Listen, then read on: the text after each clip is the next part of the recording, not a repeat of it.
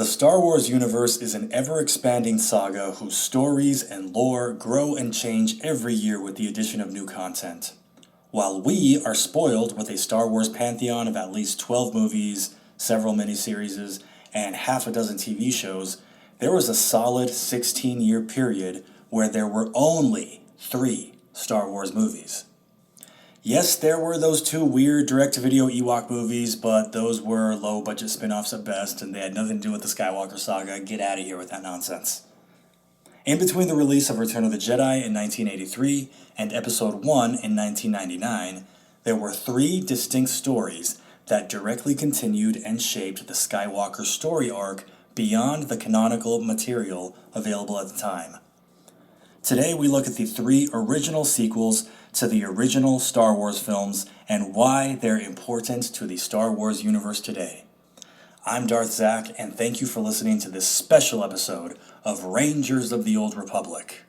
Before Lucasfilm and Disney started calling it Star Wars Legends, the material outside of the 3 original films was known as the Expanded Universe.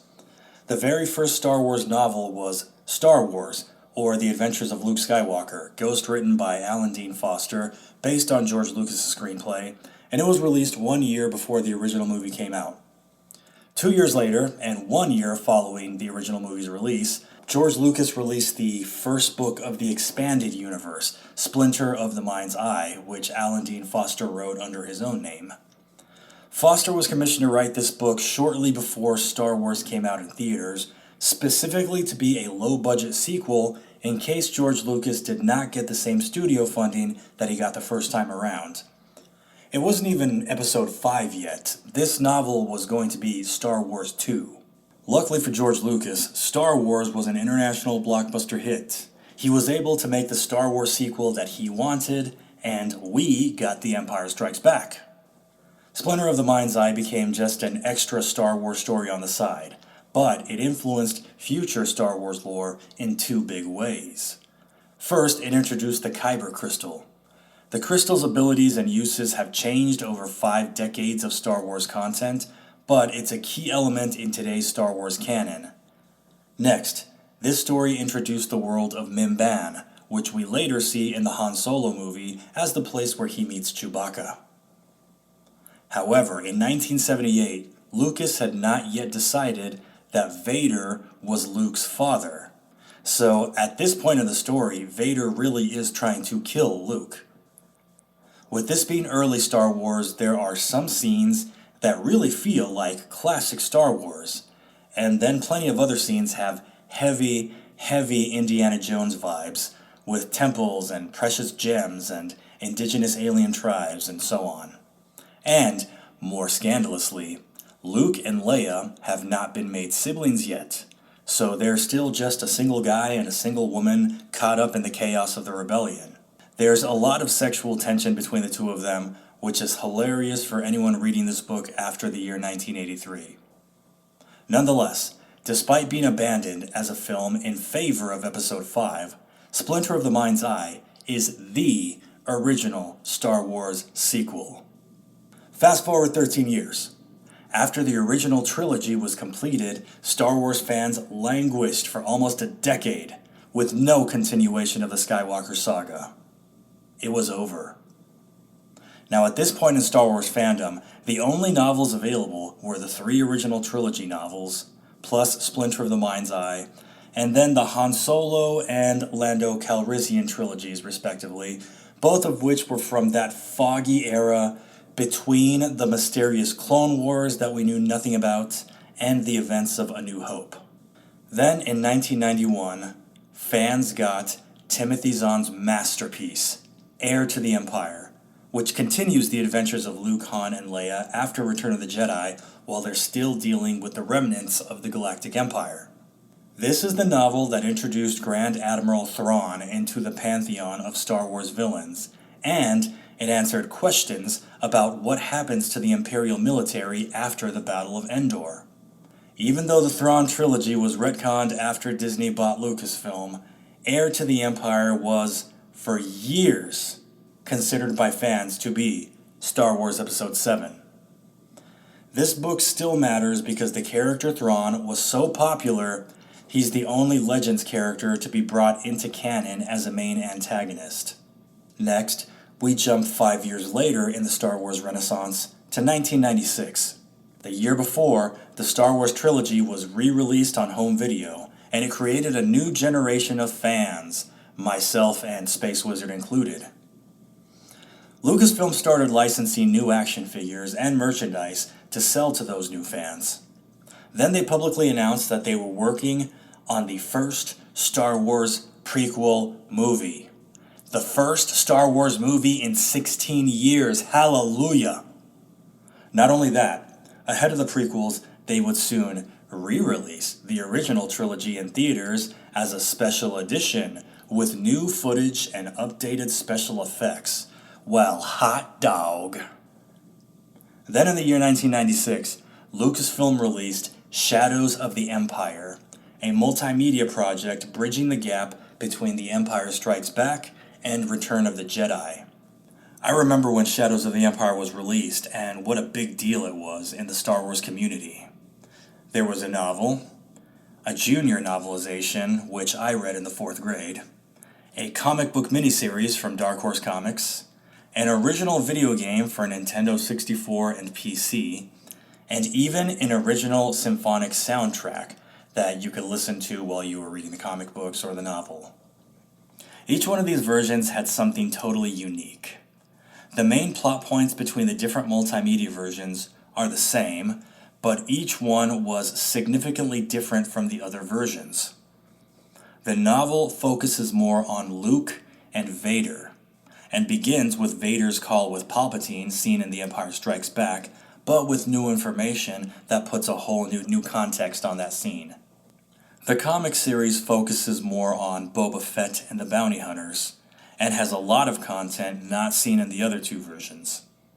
Then the video game focuses more on Dash Rendar.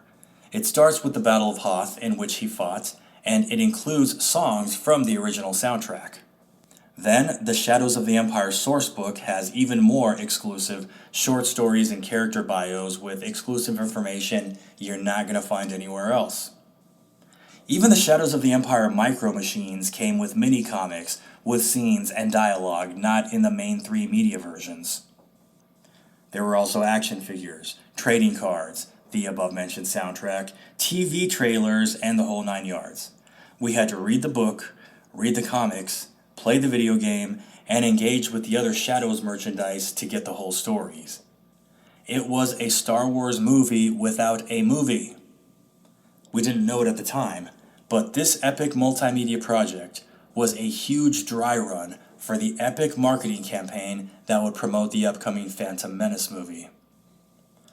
Despite this being a totally commercially driven project, this story was a cornerstone of Star Wars canon for years, and it was sold to loyal Star Wars fans as Episode 5.5. Not only do other Star Wars novels and comic books from the late 90s and early 2000s refer to events from Shadows of the Empire, the story is also referred to in the 1996 Return of the Jedi radio drama from NPR. And we even see swoop bikes and Dash Rendar's ship in Mos Eisley in the special edition of A New Hope. The designs for Coruscant that we see in the prequels and in Return of the Jedi are from this multimedia project. Then in 1998, Dark Horse Comics published a sequel miniseries, Shadows of the Empire Evolution, which takes place right after Return of the Jedi and shows us glimpses of the factional wars within both the criminal underworld and the Empire that we'll see in the Thrawn trilogy. Shadows of the Empire is a hell of a fun story. It's entertaining on its own, and it meaningfully engages with beloved main characters to expand the original trilogy story. Shadows and its Evolution sequel were retconned when Disney bought Lucasfilm, but that ship and the swoop bikes are still there in Mos Eisley in Episode 4. And the Shadows version of Coruscant is the one Lucasfilm kept in canon. Despite the retcon, this story introduced the Falling Species and the Black Sun Cartel into the lore, which was adopted into canon in the Clone Wars series. What Dark Horse and LucasArts did to bridge Episodes 5 and 6 with Shadows of the Empire, Disney and Marvel are now doing with Kira and Crimson Dawn in the War of the Bounty Hunters comic book series. But the Legends footprints are still plainly visible in the new canon material. And those are the original 3 sequels to the original Star Wars trilogy. They were published at different times while Star Wars canon was in different states of development. The very first Star Wars sequel just continues the adventures of Luke Skywalker after destroying the Death Star, not knowing the truth about his father and his smoking hot sister. The next Star Wars sequel continued the Star Wars saga after Return of the Jedi with an exciting new villain. And the third original Star Wars sequel further clarified plot elements from the events between The Empire Strikes Back and Return of the Jedi. All of these have been decanonized and reclassified as Star Wars Legends, but as each of them was released, they were treated as official sequels to the continuing Skywalker saga. Even today, these legend stories still shape the lore that we take to be Star Wars canon. Thank you very much for listening to this special episode of Rangers of the Old Republic. I'm Darth Zach, and because today is that very special day, you all know what I'm about to do, and you know what Space Wizard is about to do.